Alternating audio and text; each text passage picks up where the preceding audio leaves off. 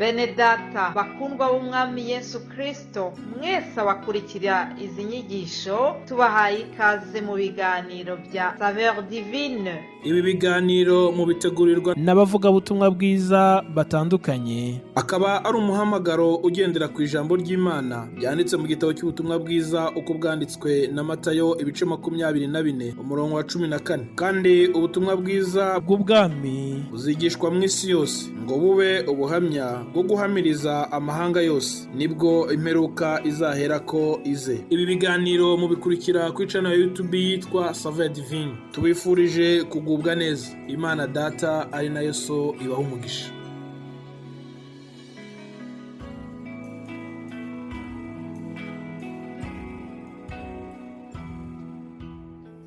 Bene data bakunzi b'Imana kandi abakunzi b'ikiganiro Saveur Divine, ndabaramukije amahoro y'Imana, ndabipfuriza indwi nziza, indwi yo kugendana n'Imana, indwi yo kubaha no kubahisha Imana kuri twese, kandi izitubere indwi nziza y'amahoro n'imigisha kuri twebwe no mu miryango yacu naho tubaye.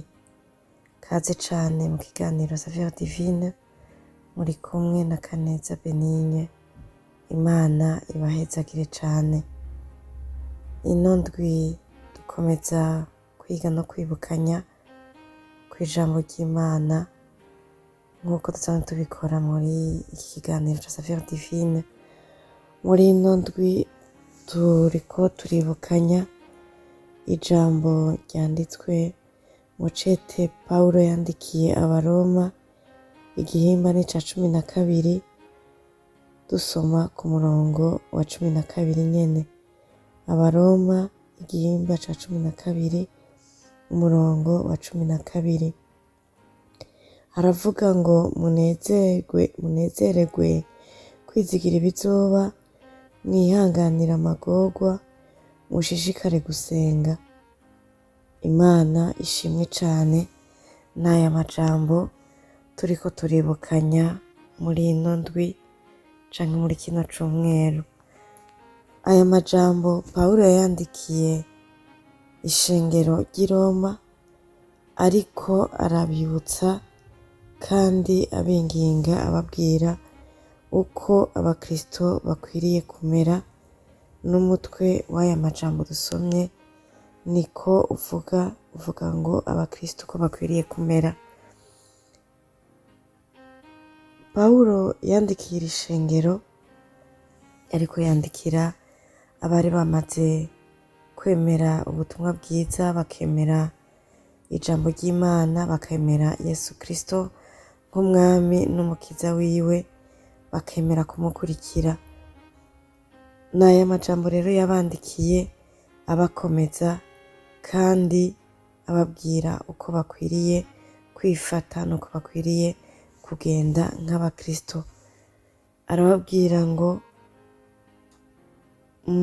munezererwe kwizigira ibizoba, mwihanganira amagorwa, mushishikare gusenga. Bene data, aya majambo nayo kubwirwa abantu bose bamaze kwemera kandi bakakira ijambo ry'Imana, bakakira ubutumwa bwiza, bakemera gukurikira Yesu Kristo. Mu rugendo turimo twatanguye nk'abantu b'Imana, nk'abantu bemeye kwakira ubwami bw'Imana muri bo. Vy'ukuri aya majambo aradukwiriye kandi aratubereye.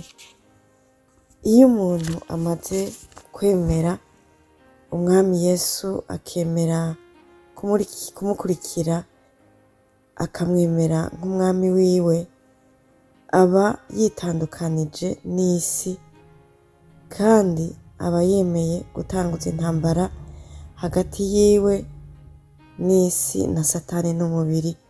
Kuko iyo twakiriye umwami Yesu Kristo, Satani ntiyotureka ngo tugende uko twidegemvya, ariko akomeza kutugwanya kugira ngo arabe ko twobivamwo tukareka gukurikira umwami Yesu, tukamugarukira. Umukristo ahura n'intambara nyinshi cane mu rugendo rwo gukurikira umwami Yesu no kumwemera no kumukorera.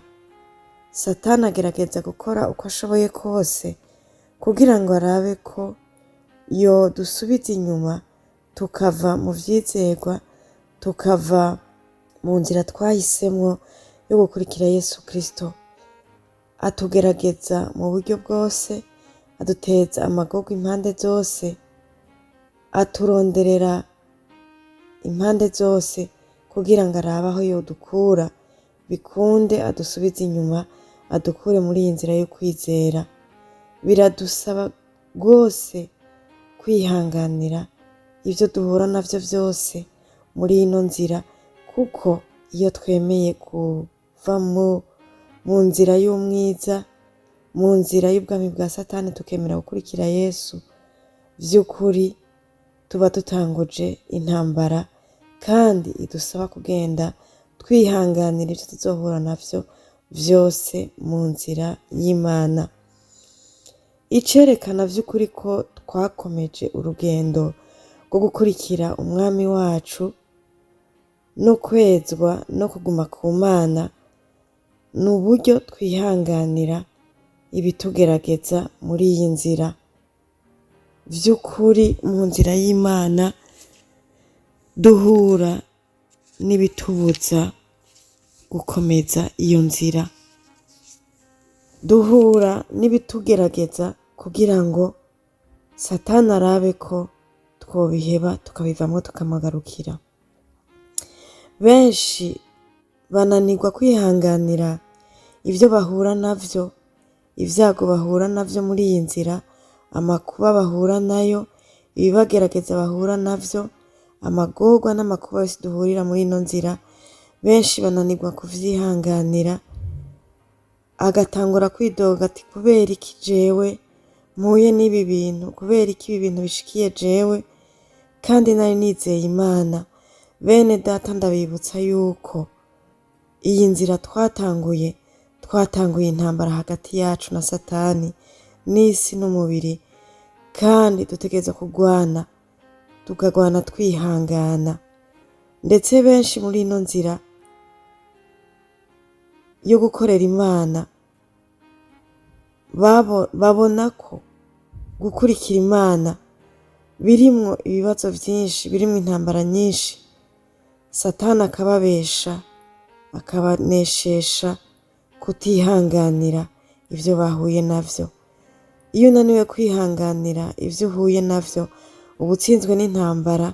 Kandi vy'ukuri benshi bananiwe kwihanganira ivyo bahuye navyo, bavuye muri ino nzira, barabiretse babivamwo.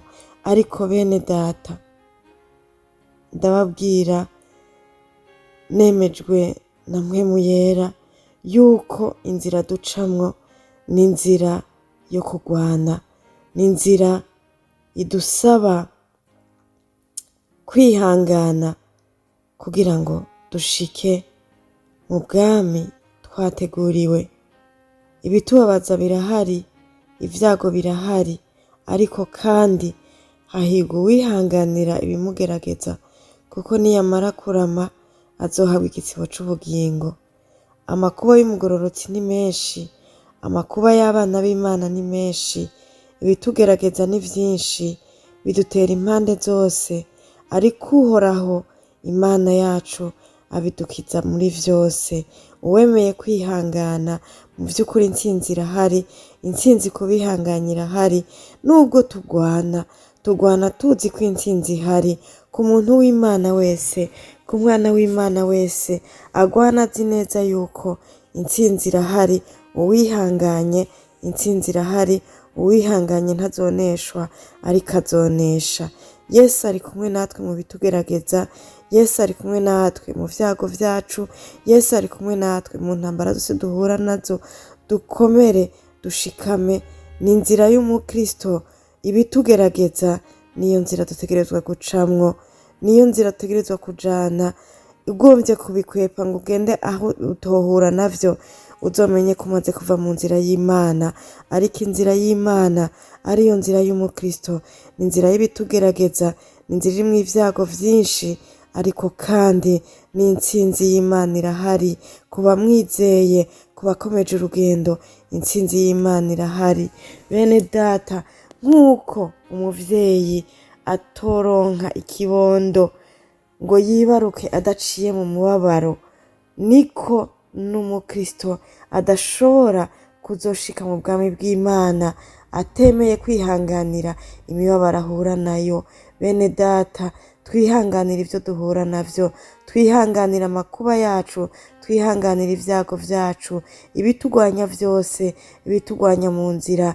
Satani uko aza mu buryo bwose, naduteza ingwara mu mibiri yacu, naduteza intambara mu miryango yacu, naduteza intambara ku kazi dukora, naduteza intambara mu buryo butandukanye bwose, umenye ko ariyo nzira umukristo ategerezwa kujana kugira ngo ashobore guhagarara no kunesha no kuzokwambika igitsibo c'abihanganye.